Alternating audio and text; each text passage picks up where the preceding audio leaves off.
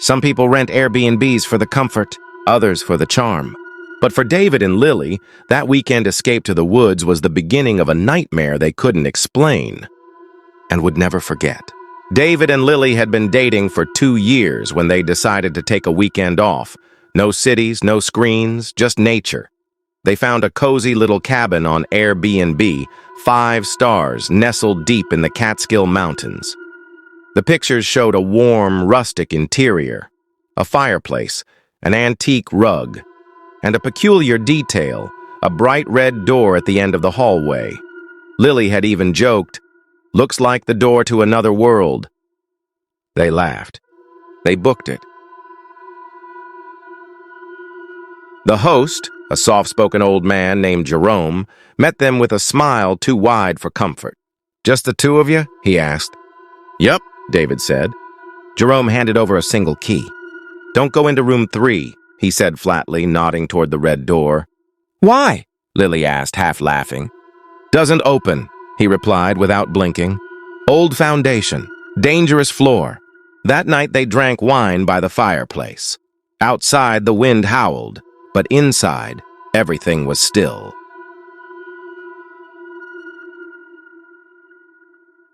At around 2 a.m., Lily woke up to the sound of scraping. It was faint, repetitive, coming from the hallway. She nudged David. He grunted, turned over. But she heard it again. Scrape. Pause. Scrape.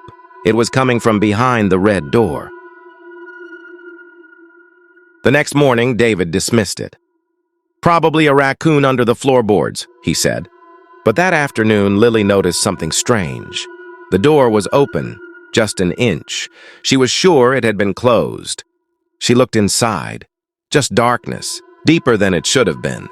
The kind that feels alive. That night, they both heard it. Not just scraping, whispering. Indistinct words, a rhythm, like a chant. "Did you hear that?"